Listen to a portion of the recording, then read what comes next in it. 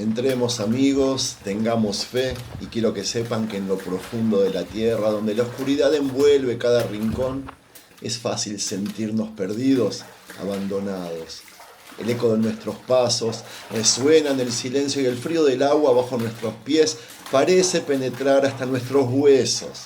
Aquí en esta cueva oculta, cada gota de agua que cae es un recordatorio de la soledad, del tiempo que pasa, de la distancia que a veces sentimos entre nosotros y el Creador, Dios. Pero es en estos momentos de absoluta oscuridad cuando el corazón tiene la oportunidad de hablar en silencio. Aquí en la penumbra, la fe es nuestra única lámpara y aunque no siempre podemos ver el camino por delante, Dios está con nosotros guiándonos, susurrando promesas de esperanza y de redención. Es en este lugar donde la luz parece ausente que podemos comprender verdaderamente la grandeza de su amor.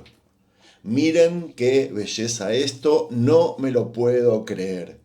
Nos movemos como en la vida, con cuidado, sintiendo cada paso, buscando una pizca de luz, un rayo que nos lleve a la salida al mundo exterior.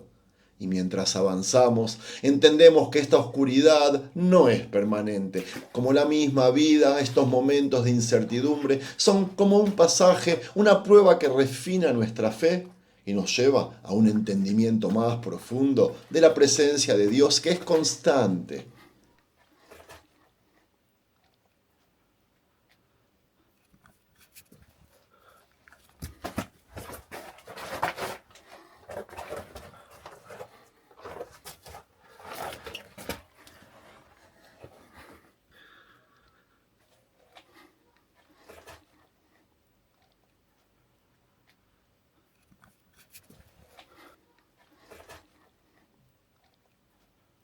Al final de este recorrido, cuando la luz finalmente aparece ante nosotros, pequeña al principio, luego más brillante y cálida, comprendemos que Dios nunca nos dejó.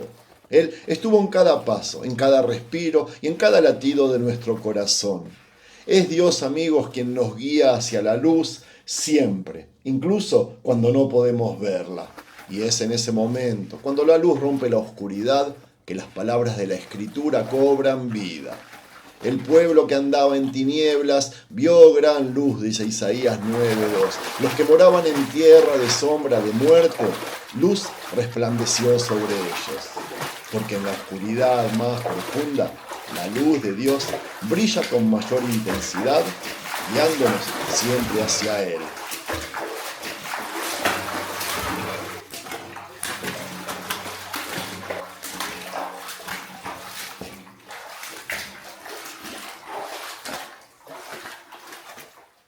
Shalom amigos, les habla Sergio Bacari del canal Bacari Suelto en Israel. Otra vez con ustedes, otro sábado con la Torá en la mano, en busca de la porción semanal. Gracias por participar. Gracias a los que siguen visitando nuestra tienda virtual, los que aún no lo hicieron, vean en la descripción del video y vayan ya a visitarla, les aseguro que no se van a arrepentir. Y gracias a Tina de Cádiz que me dio este obsequio, este gorro hermosísimo con los colores de su club de fútbol. Y aprovecho para saludar también a mi sobrina postiza, Lucía.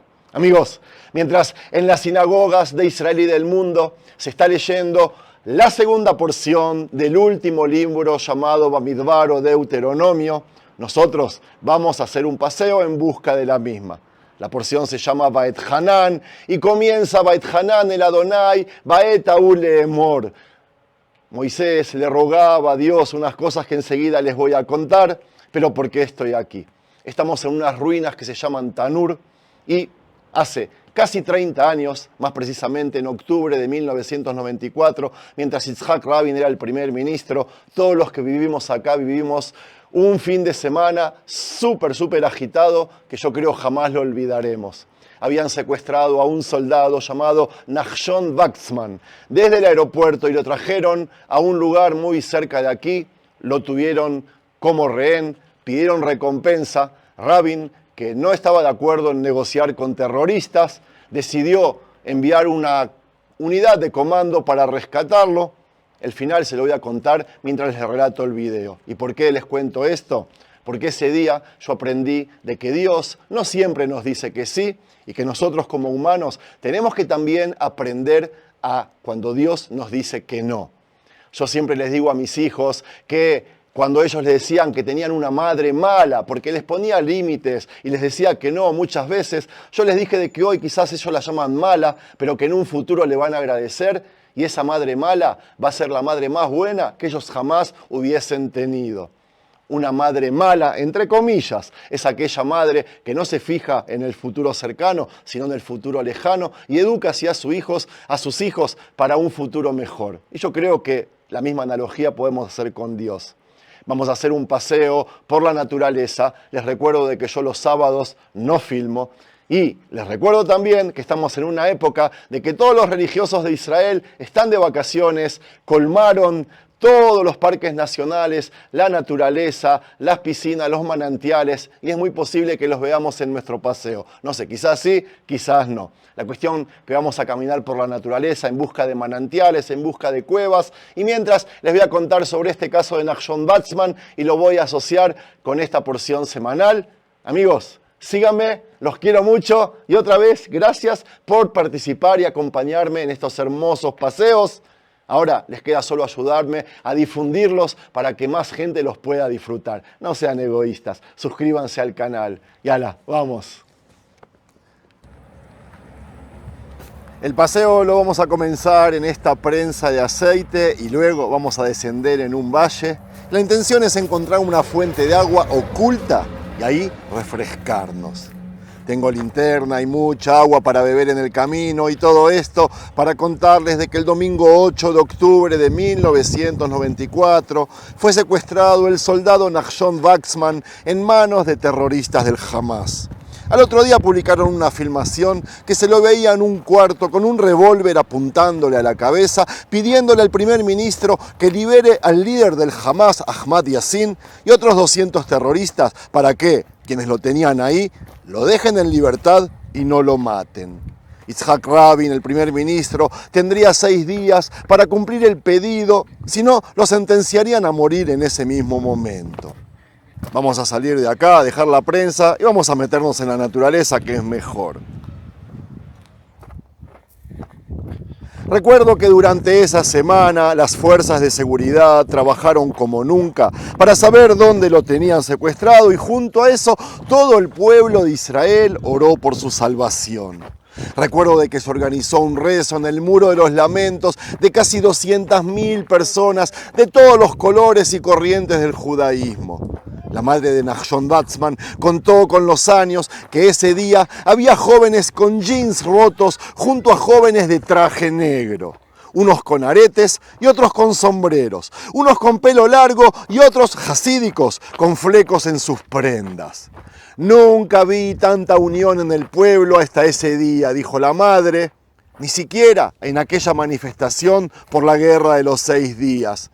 Nunca pensé que tanta gente podría orar por un solo joven judío, dijo, y como si eso no había sido suficiente, un día antes del ultimátum, aquel viernes 7 de octubre, qué fecha tan fea el 7 de octubre, tengo trauma con la misma. Recuerdo que escuchamos al rabino principal de Israel por la radio, que pidió a toda madre judía pedir por Nachshon en el momento de encender las velas de Shabbat, aunque no estén acostumbradas a hacer cierto rezo.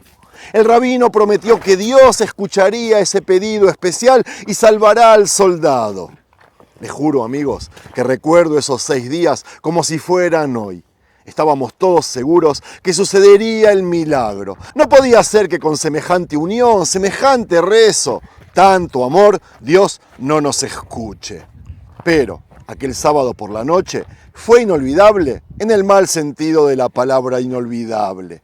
Unas horas antes de que termine el ultimátum, la unidad de comando llamada Matkal, que logró detectar dónde estaba el soldado, entró a la casa donde lo tenían secuestrado, logrando sorprender a todo el mundo, pero algo no tuvieron en cuenta, que dentro de la casa y en la misma habitación donde estaba Nachshon había una puerta blindada que no habían tenido en cuenta, y esos segundos que perdieron para hacerla volar decidieron el destino del joven, quien fue asesinado por los terroristas en ese momento.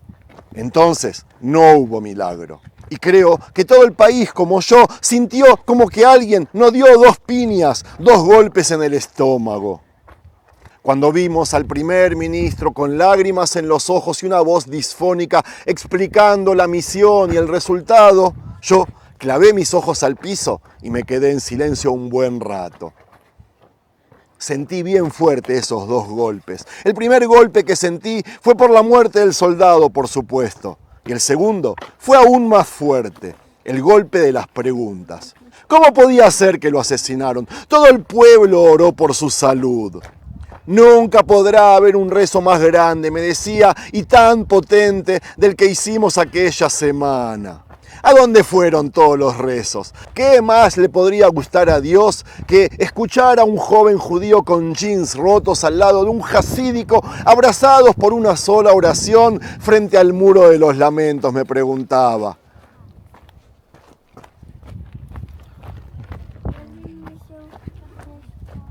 Dos jóvenes leyendo el mismo libro de Salmos y ambos angustiados por alguien que jamás conocieron. Entonces me pregunté, ¿no es verdad lo que me contaron mis padres de que oración, arrepentimiento y justicia ayudan a la persona necesitada? ¿Por qué justo ahora esa fórmula no funcionó? Amigos, nunca encontré respuestas a esas preguntas. Pasó 20 años hasta que las recibí. ¿De quién? Del papá de Nachshon Watzman, de aquel soldado asesinado cerca de aquí. Yehudá Watzman había contado que cuando el primer ministro le informó sobre el fracaso del rescate, él estaba orando en la sinagoga y le dijo al director de la yeshivá, donde estudió su hijo, lo que había pasado.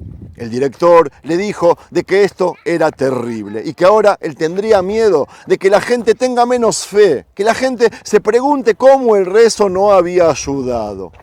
Yehudá, el padre de Nachshon, le pidió al director del Centro de Estudios Religiosos que en el entierro hablara él en vez de el mismo padre, así lo escucharían más los jóvenes, y diga las siguientes palabras, literal. Pidió que diga lo siguiente: toda mi vida he orado. Cuando tenía 14 años descubrieron en mí una enfermedad de riñones y el médico, recuerdo, me dijo de que yo no viviré más de 20 años. Yo oré y Dios escuchó mi pedido. Luego de casarme, me dijeron que no podría tener hijos, pero yo oré, le pedí a Dios y Él me respondió otra vez, esta vez con 7 hijos. También esta vez, por supuesto, oré por mi hijo Nachshon y también esta vez Dios me escuchó. Pero por algún motivo, esta vez me dijo no. Amigos, cuando yo escuché esa historia, esas sinceras palabras del padre de Nachshon, aprendí un capítulo más sobre cómo trabaja la fe. Aprendí que el rezo Dios siempre lo escucha y que la respuesta no es menos importante cuando Dios nos dice que no. Aprendí que Dios no es un empleado nuestro, que nosotros oramos y Él hace lo que queremos, que no nos debe nada, en todo caso nosotros le debemos a Él. Aprendí que el hombre debe aprender a recibir el no de Dios con amor, al igual que recibimos el sí con alegría. Cuando me pregunté de dónde había aprendido el padre de Nachshon esa sabiduría, me acordé de la porción semanal de hoy, Baet Hanan. ¿Por qué? Porque en esta porción Moshe le rogó Baet Hanan a Dios que le deje entrar a la tierra prometida a pesar de que ya se lo había negado. ¿Qué le respondió Dios? No. La vez anterior, en el momento de perdonar al pueblo, después del episodio del becerro de oro, Dios le había dicho que sí a Moshe. Esta vez, a pesar de que Moshe usó la misma técnica, Dios le dijo que no. ¿Y saben por qué? La primera vez Dios respondió positivamente para enseñarnos la potencia que tiene la oración. Que incluso cuando todo un pueblo peca, es tanta la fuerza del rezo que Dios escucha y perdona. Responde que sí. El pedido de Moshe, esta vez de entrar a la tierra prometida, no fue aceptado para enseñarnos otra cosa no menos importante. Que no en toda situación el rezo será aceptado. Y si se preguntan si eso podría traer consigo una decaída en la fe, como dije antes, ahora les digo de que ese es el motivo por el cual Dios había perdonado antes, cuando perdonó al pueblo por el pecado del becerro de oro. Para demostrar que a veces sí responde y a veces no. Pero ¿Por qué Dios no aceptó el rezo de Moshe para entrar a Israel? ¿Por qué no obedeció a nuestro rezo por la vida de Nachshon? ¿Saben por qué? Por lo que dije al principio. Una madre mala es aquella que pone límites, que nos enseña que no todo en la vida es posible, que no todo es alegrías y éxitos. Entonces, la próxima vez, antes de decir que Dios es malo porque no nos escuchó o porque nos dijo que no, díganle gracias porque nos está dando herramientas para el futuro. ¿Entendieron, amigos? Y ahora, ¿están preparados para la sorpresa? ¿Se animarían a entrar conmigo a un lugar oscuro sin saber lo que hay dentro?